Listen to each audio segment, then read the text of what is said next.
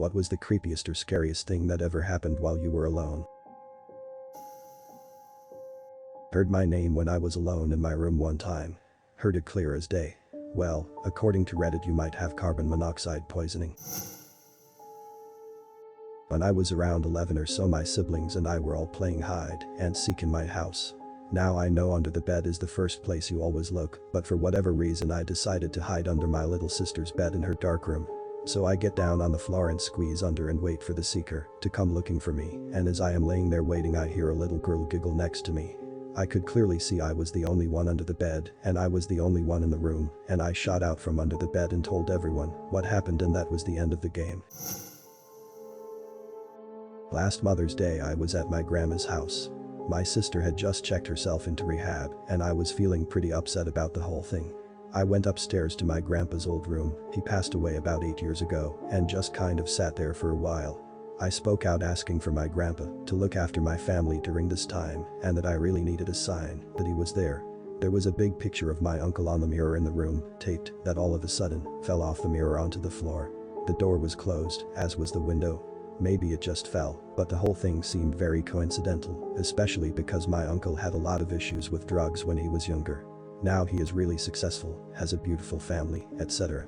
I like to think that my grandpa moved the picture to tell me that my sister was going to be okay.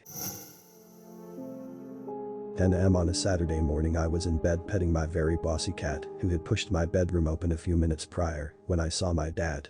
The entry to the kitchen is just that, an entrance, there is no door. I saw him in his oversized black shorts and miscellaneous old t-shirt cross the kitchen entryway. First I thought, why the hell he is not at work, then I realized that he wasn't wearing his glasses, which led me to think he must be sick. So I get up despite my stupid cat's nasty face and walk into the kitchen to ask him if he is feeling okay. No one was there. No one was home, all the doors were still locked. I wasn't afraid, but turning that corner and expecting to see a person and seeing nothing but a bright empty room was very creepy. I was a utility locator. I used to work on a team with my dad. To find a gas service from the gas main to the house, you must connect the equipment at the gas meter. Many older homes have the gas meter in the basement.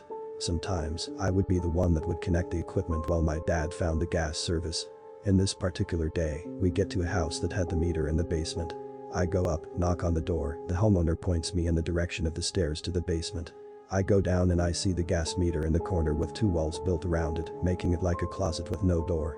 Behind the gas meter is the old crawl space halfway up the cinder block wall. No lights in the crawl space. As I step into the closet area, I hear what I can only describe as a demonic growl come from the crawl space. I step out and call my dad.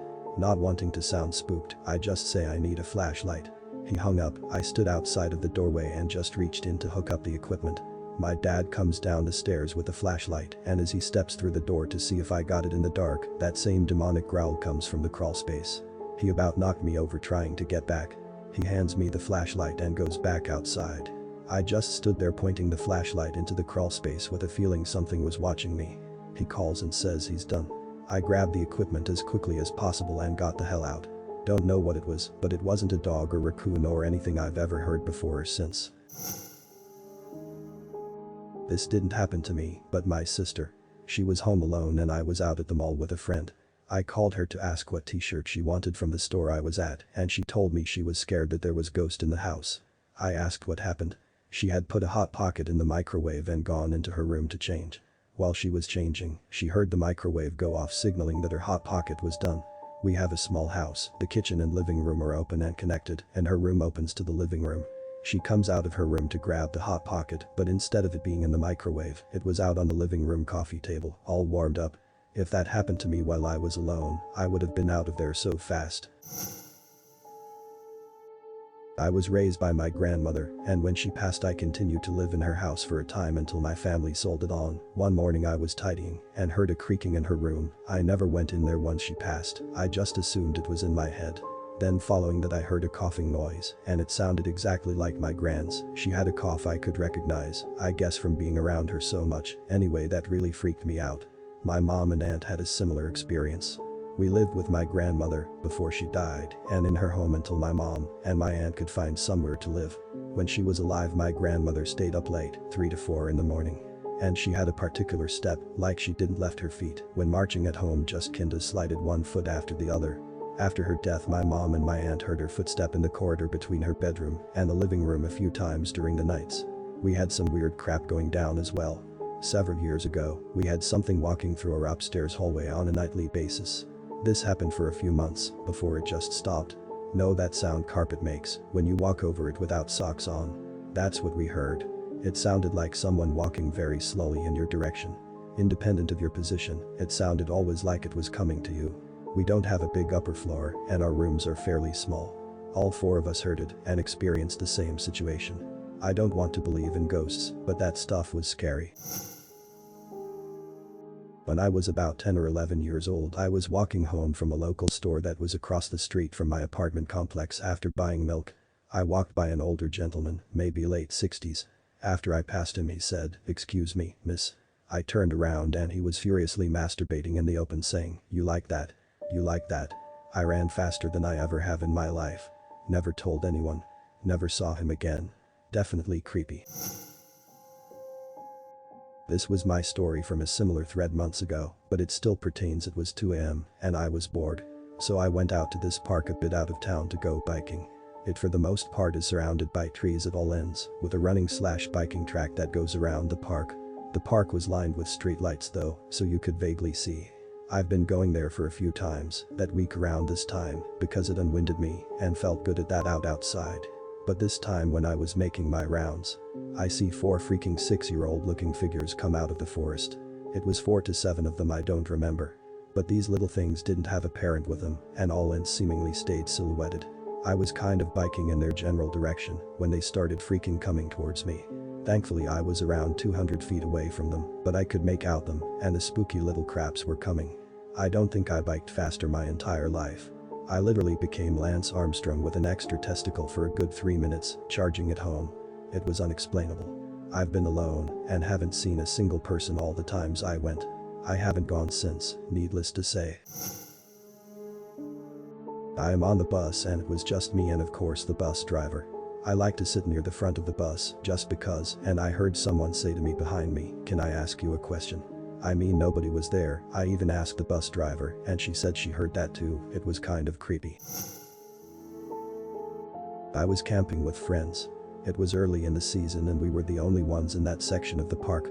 One morning I stayed in my sleeping bag in the tent while everyone else went to the facilities, which were a bit of a walk away. I dozed off again. I was awoken by someone grabbing my foot through the tent. I was groggy and assumed it was a friend playing a joke and kicked and said, "Freak off."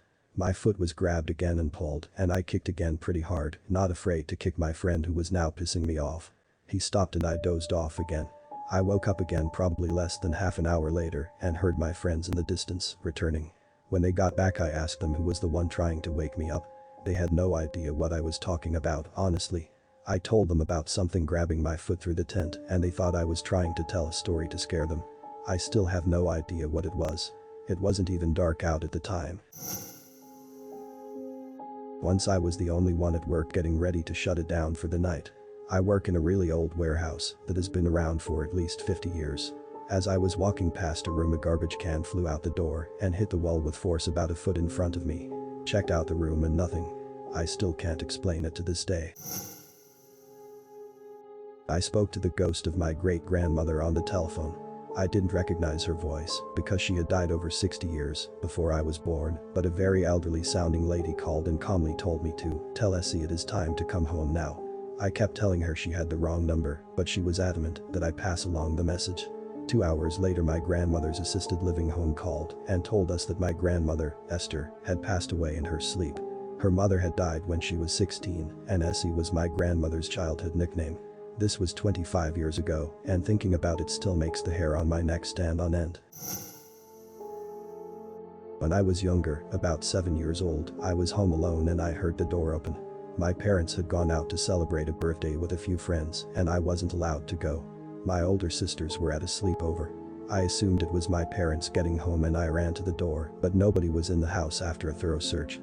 I then heard the back door to the house open and a man yell, "Hurry, get the hell out." I really didn't understand what was going on at the moment, so I just closed the doors and locked them. After my parents got home, my mom and dad accused me of taking their money they had stashed away and asking me what I did with a few different things. After I told them what happened, they didn't believe me until they saw that the hallway downstairs leading to our back door had muddy boot prints. They called the cops and freaked out. Heard my name whispered to me from the top of the dark staircase. This house was located on an old Indian boarding school campus next to a cemetery. The ancient Indian burial ground is very true. Different house. I was drifting off to sleep and had both dogs in the room with me, a pit bull and husky. Suddenly the pit bull starts growling like I've never heard him before. He's facing the closet, so I know he wasn't growling at the husky. I call his name and he lays by me, still tense, but I pet him till he calms down. Later I hear from my parents that they've seen an older woman in the house. There was heavy tapping on all the windows around my house. Whatever it was seemed to be moving around, tapping at every window with extreme speed. It didn't answer to my repeated screams as to who or what it was. Then it stopped, almost as if it lost interest in toying with me.